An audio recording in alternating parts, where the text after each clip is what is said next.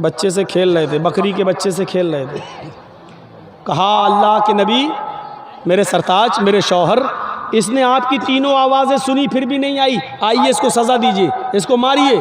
अल्लाह के रसूल गुस्से में आए। बुखारी शरीफ की हदीस है। अल्लाह के नबी बाहर निकले और उस लौंडी से, खादिमा से कहा, सुन, मैंने तुझे पहली आवाज़ दी, तूने सुना था कि नहीं सुना था? उसने कहा जी सुना था। उस ज़माने की नौकरानियाँ भी झूठ नहीं बोला करती थी। सज़ा मंजूर है लेकिन झूठ कबूल मंजूर नहीं है। हाँ सुनी। दूसरी आवाज़ दी, कहा वो भी सुनी। मैंने तीसरी बार तुझे आवाज़ दी, कहा अल्लाह के नबी मैंने वो भी सुना था, फिर तू क्यों नहीं आई? मैंने सोचा कि आप कोई बड़ा काम करवाएंगे, मैं थकी हुई थी इसलिए मैं बरा गई, मैं सुस्ती कर गई और इस बच्चे के साथ खेलती रही। अल्लाह के नबी सल्लल्लाहु अलैहि वसल्लम की आंखें लाल हो गईं। ऐसा लगने लगा जैसे अनार का रस किसी ने आंखों में डाल दिया हो, इतना गुस्से में। आपने गुस्से में मिसवाक उठाई, ये कान में आपके मिसवाक लगी हुई थी। बुखारी शरीफ के अल्फाज, मिसवाक आपने आप मिसवाक कान में लगा लेते थे। जब भी नमाज का टाइम हुआ मिसवाक की फिर कान में लगाई, नमाज पढ़ना शुरू। जैसी नमाज का टाइम हुआ मिसवाक निकाली, मिसवाक की वज़ू बनाया और अंदर चले गए। तो मिसवाक कान में लगाए रहते थे। वो मिसवाक जो अल्लाह के नबी के कान में लगी हुई थी, इतनी बड़ी होगी कितनी, मिसवाक दांतों में करने वाली, और उसको उठाकर मारेंगे तो कितनी ज़ोर से लगेगी। हम और आप अंदाज़ा लगाएं, कोई कोड़ा नहीं था, कोई दुर्रा नहीं था। आपने वो मिसवाक निकाली और निकालने के बाद तान लिया उसके ऊपर। मारना चाहते हैं उसको कि तीन तीन मरतबा तूने मेरी आवाज़ सुनी और फिर भी नहीं आई। आपने वो मिसवाक उठाई, ऐसे करके उसके करीब ले गए और उसकी पीठ तक लाए।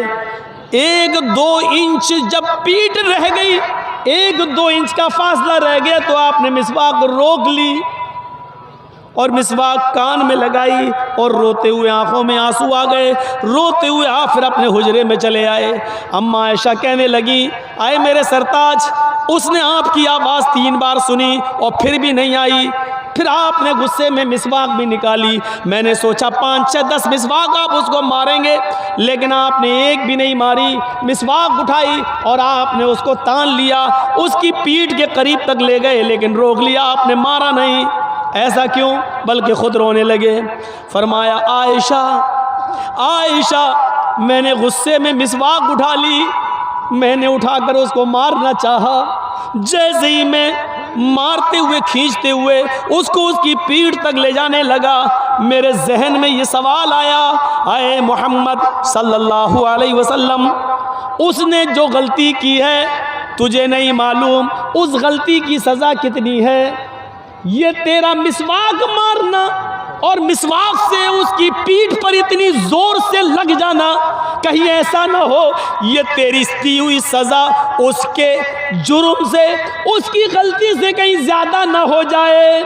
उसने जो गलती की है उसकी गलती से ज़्यादा मेरी मार, उसकी तकलीफ उसकी गलती से ज़्यादा ना हो जाए, और फिर क़यामत के दिन कहीं वो मेरे ऊपर मुकदमा ना ठोक दे, अल्लाह की अदालत में मेरे सामने मुझे पेश ना कर दे कि मैंने इतनी बड़ी तो गलती नहीं की थी, जितनी तेज और सख्त इन्होंने मुझे मिसवाक मारी, मुझे बदला चाहिए। जैसे ही क़यामत के दिन सवाल और जवाब का एहसास मेरे दिल में आया, मैंने मिसवाक रोक ली। आयशा, मैं जिंदगी भर लोगों को माफ़ करता आया, फिर मैं अपनी खादिमा और लौंडी को कैसे माफ़ ना करूं? मैंने तो बड़े बड़े मुजरिमों को माफ़ कर दिया, तो फिर मैं इस खादिमा को कैसे माफ़ ना करूं? मुझे इस एहसास ने कि मेरी दी हुई सज़ा कहीं इसकी गलती से ज़्यादा ना हो जाए, इसलिए मैंने रोक लिया। ये तकवा था, इसको कहते हैं तकवा, इसको कहते हैं परहेजगारी। एहसास क्या आ गया कि कहीं इसकी गलती से बढ़कर मेरी सज़ा, मेरी दी हुई सज़ा ना हो जाए और क़यामत के दिन मुझसे हिसाब न ले लिया जाए। रोक लिया, अपने आप को एहसास पैदा करके रोक लेने का नाम तकवा है। ये नबी अकरम का तकवा था। उधर आइए अबू बकर सिद्दीक़ का तकवा देख लीजिए। हज़रत अबू सईद खुद हज़रत अबू बकर सिद्दीक़ का तकवा देखिए। उनका भी एक ग़ुलाम था, भाई मैंने ख़रीदा है किसी को, वो मेरा ग़ुलाम है, हम उससे काम करवा सकते हैं, मेहनत मजदूरी करवा सकते हैं, और मेहनत मजदूरी कराकर जो वो कमा कर लाएगा उसकी कमाई हम खा सकते हैं, क्योंकि वो मेरा ग़ुलाम है, हमने ख़रीदा है, जायज़ है शरीयत के अंदर। अबू बकर सिद्दीक़ ने अपने ग़ुलाम को भेजा, जाओ, रोज़ाना वो कुछ कमा कर लाता था, अबू बकर सिद्दीक़ को खिला देता था। एक दिन गया और जल्दी आ गया। हज़रत अबू बकर सिद्दीक़ ने कहा, आज बहुत जल्दी आ गए हो? कहा हाँ, कुछ खजूर है मेरे पास। अरे लाओ यार, जल्दी लाओ, मुझे भूख लग रही है, आज बहुत तेज़ भूख है, कुछ मिला ही नहीं खाने को। उसने खजूर रख दिए और अबू बकर सिद्दीक़ ने एक खजूर उठाया और खाया। वल्लाह, एक, अल्लाह की कसम, एक खजूर उठाया और खा लिया। ग़ुलाम कहने लगा अबू बकर से, अमीरुल मोमिनीन, रोज़ाना आप हमसे पूछा करते थे आज क्या करके आए हो, कितनी मेहनत की, और जब देख लेते थे कि ये मजदूरी हलाल है या हराम तब आप खाते थे, और आज तो आपने पूछा ही नहीं। तो हज़रत अबू बकर ने कहा, रोज़ाना तुम हलाल मेहनत करके हलाल कमाई कमा कर ही लाते थे, आज भी लाए होगे, आज भूख लगी, पूछा नहीं, खा लिया। ग़ुलाम ने कहा, आज ही मैंने मेहनत नहीं की। क्या? का रोज़ाना मेहनत करके लाता था, आज मेहनत नहीं की। तो अब पता नहीं, आपके लिए हराम हो सकता है, मेरे लिए तो हलाल है, हम तो खूब खाएंगे। कहा अच्छा ये बताओ ये लाए कहाँ से हो? कहा अमीरुल मोमिनीन, लक़द तकहन्तु, मैंने कुछ महीने पहले एक आदमी से कहानत गढ़ी थी। कहानत, झूठ बोला था। क्या? वो अपनी बीवी के साथ जा रहा था, बीवी के पेट में बच्चा था, पेट बड़ा था, तो मैंने उसके पेट के बड़ेपन को देखा, तो मुझे तो मालूम नहीं था कि लड़का था कि लड़की। तो मैंने अपने दोस्त से कहा कि भाभी को लड़का होगा, ऐसे ही कह दिया मैंने। अच्छा, तो उसने पूछा तुम्हें कैसे मालूम? तो मैंने उससे कहा, अरे मैं तो बहुत पहुंचा हुआ आदमी हूँ, पेट देख के और औरत की चाल चलने से, उसके कदम से मैं पहचान लेता हूँ कि पेट में लड़का है कि लड़की। जा, लड़का होगा। आज 5-6 महीने के बाद उसको लड़का ही हुआ है। मैंने तो धूल में लाठी मारी थी और लग गई निशाने पर। मैंने तो ऐसे ही झूठ बोल दिया था और वो सच्ची हो गई। तो वो खुशी में लेके आया, मुझे बहुत बड़ा पीर समझने लगा, बाबा समझने लगा। लो, तुमने सही बताया था वो खजूर, आज मुझे काम ही नहीं करना पड़ा, मैं मेहनत किए बगैर इधर आ गया, खाइए। हज़रत अबू बकर सिद्दीक़ कहते हैं, ये बात तुमने मुझे पहले क्यों नहीं बताई? माँ के पेट में बेटा या बेटी, इसको अल्लाह के अलावा कोई नहीं जानता, और तूने तो झूठ गढ़ा था उसके साथ। हाँ, मैंने झूठ गढ़ा। पानी लाओ, पानी पिया। अब सुनो बुखारी के अल्फाज, हज़रत अबू बकर सिद्दीक़ पानी पी गए, 1 गिलास 2 गिलास पानी पिया, फिर ये 3 उंगलियां हलक में डाली, आ करके कै किया, थोड़ा सा खजूर बाहर निकला, फिर पानी पिया, फिर उंगली डाली, फिर कै किया, फिर थोड़ा सा खजूर बाहर निकला, फिर पानी पिया, फिर उंगली डाली, फिर कै किया। उस वक्त तक पानी पीते रहे और उल्टी करते रहे, वॉमिटिंग करते रहे और खजूर निकालते रहे, जब तक यकीन नहीं हो गया कि जितना खजूर मैंने खाया था सारा मेरे पेट से निकल गया। जब यकीन हो गया कि हाँ निकल गया होगा, तब खामोश हुए और क्या कहते हैं, जो हराम का एक लुक़मा खाता है, जो हराम का एक लुक़मा खाता है, अल्लाह ताला उसके दिल पर सियाह नुक्ता बिठा देता है, अल्लाह ताला उसके दिल पर एक काला नुक्ता बिठा देता है। अगर वो तौबा कर लेता है तो अल्लाह उस नुक्ते को मिटा देता है, और अगर वो तौबा नहीं करता है तो वो नुक्ता बढ़ते बढ़ते बढ़ते बढ़ते पूरे दिल को काला कर देता है। और जब इंसान का पूरा दिल काला हो जाए, जब इंसान का पूरा दिल काला हो जाए, तो फिर वो सोचता नहीं है कि ये माल मेरे पास जो आ रहा है वो हलाल का या हराम का, आने दो आने दो, जहां से आ रहा है आने दो। फिर उसको हलाल और हराम की तमीज़ उड़ जाती है। ये तकवा था, एक खजूर खा लिया, उसको भी निकाल दिया। हम अपने गरीबानों में झांकें, कितनी लाटरियां खरीदें, कितना हराम माल खा रहे हैं। याद रखना, तकवा सिर्फ यही नहीं होता कि जो मुसलमान अपने दिल के अंदर पैदा कर ले लुक जाए, ये तकवे की और ईमानदारी की सिफत किसी के अंदर भी पैदा हो सकती है। जापान की राजधानी क्या है? टोक्यो।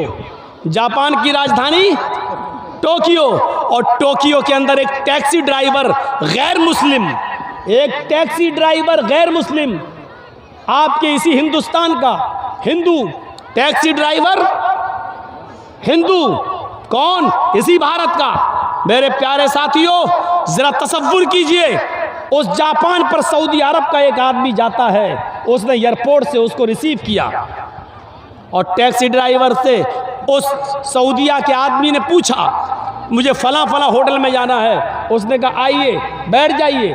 हिंदू ड्राइवर ने उसको अपनी गाड़ी में बिठाया और मीटर ऑन कर दिया। सऊदिया का वो शेख उसकी गाड़ी में बैठ गया और वो गाड़ी टैक्सी चलने लगी।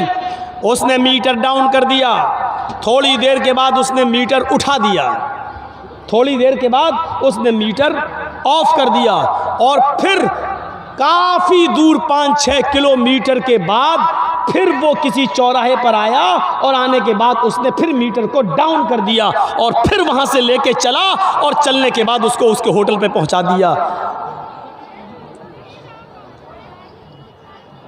मीटर में पैसा काफ़ी आ चुका था, लेकिन उसने सिर्फ जितने दिरहम मांगे, जितने रुपए मांगे, सऊदी शेख ने उसको उतने रुपए दिए, लेकिन ये कहते हुए दिए कि साहब तुमने इतनी देर तक ये मीटर जो डाउन कर दिया था, गिरा दिया था, ऊपर कर दिया था, शायद तुम भूल गए हो ये 5-6 किलोमीटर जो तुमने सफ़र किया है इसका चार्ज इसमें नहीं आ पाया है, लिहाजा 4-5 किलोमीटर का जो चार्ज बनता है वो और ले लो।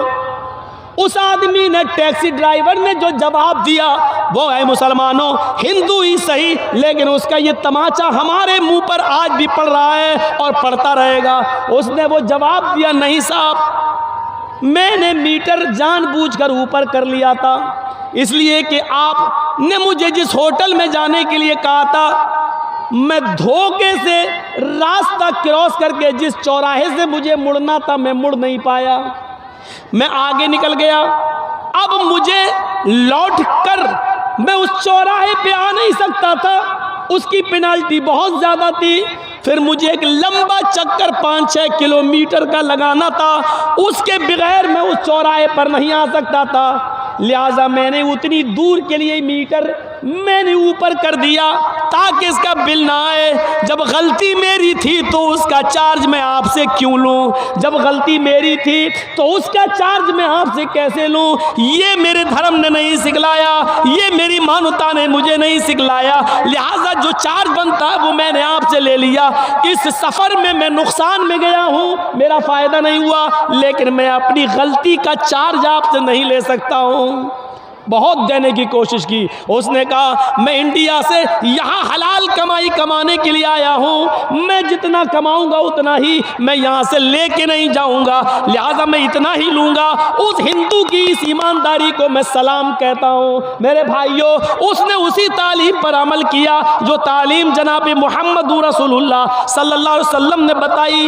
याए मालदा के और इस इलाके के टैक्सी ड्राइवरों, रिक्शा चलाने वालों, जरा गौर करो कि ईमानदारी सिर्फ तुम्हारे पास ही नहीं है, तकवा गैरों के पास भी है और हमसे ज्यादा भी उनके अंदर है। फर्क इतना है कि उनको तकवे पर सवाब नहीं मिलता है, लेकिन इंसानियत वो कायम रखते हैं। हम जिस मसलक और जिस मजहब से जुड़े वो हमें तकवे पर इनाम भी देता है, सवाब भी देता है और उस पर हमें खुशी भी होती है। इसलिए हमें और आपको ईमानदारी के साथ तकवा अपनाना चाहिए, अपनी जिंदगियों के अंदर तकवा पैदा करना चाहिए। गुरु नानक को पता चला कि एक आदमी है, मुसलमान है और वो बहुत कंजूस है, वो किसी को 1 रुपया भी नहीं देता है, गरीब को चमड़ी चली जाए लेकिन दमड़ी न जाए, वो बड़ा मक्खी चूस इंसान है। तो गुरु नानक उस अमीर आदमी के पास, उस मुसलमान के पास जाते हैं और अपनी जेब से एक सुई निकालते हैं, सुई कपड़ा सिलने वाली, छोटी सी सुई निकाल कर कहते हैं मेरी एक गुजारिश है, ये सुई आप अपने पास रख लो। उसने कहा ये सुई मेरे पास रखने आए आप इतनी दूर से? कहा हाँ, इसको संभाल के रख लो।